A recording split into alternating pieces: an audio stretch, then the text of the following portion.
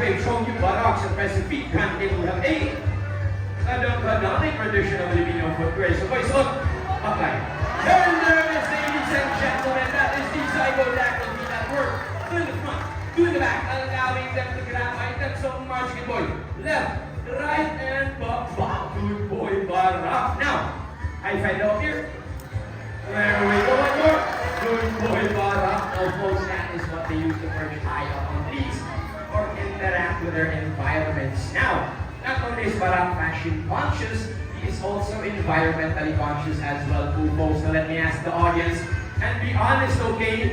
Who here segregates their trash or inside nag-segregate sa basura? Raise your hand, taas ka mo, talihod ko, please. Okay, we have sir, ma'am, ate, kuya, ma'am, ate, kuya, ate, ma'am, sir, kuya, ate, kuya, ate. Okay, as we can see po, folks, no, a lot of kids segregate their trash. Pero mga adults, guilty. Now, unfortunately, not a lot of people segregate their trash. But hopefully, we'll all learn a valuable lesson from Barak, because we have a hand label, a biodegradable bin. There we go, and another label, non-biodegradable too, folks. So double check muna ni Barak. And Kuya Richie will drop trash in the label, and we'll see how Barak segregates his mess, so that we'll all learn a valuable lesson from him. So, Barak, ready? Kuya Richie, ready? Okay, Kuya Richie, Naga.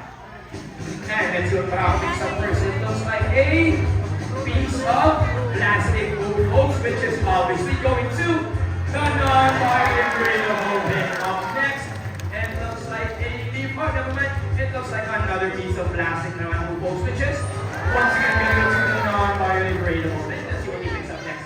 It looks like a leaf or dahon, which is this time going to go to the biodegradable bin. The one last piece of trash, boys, are going to take it nice and clean.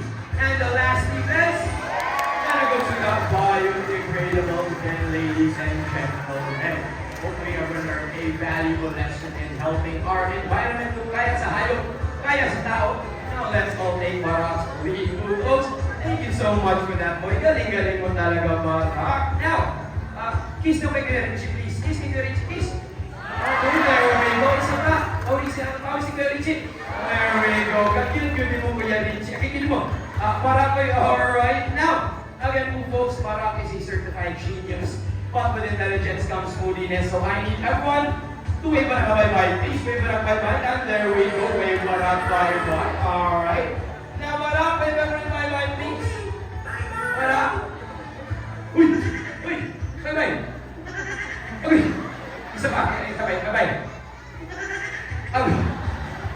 I got a bye-bye here, Richie. Okay. When he does his head tilt, folks, it means he wants to stay in the show. Pero syempre, we need to highlight our other animals naman. So, let's just give a Kuya Richie and Barak a round of applause, please. There we go. Thank you so much to the both of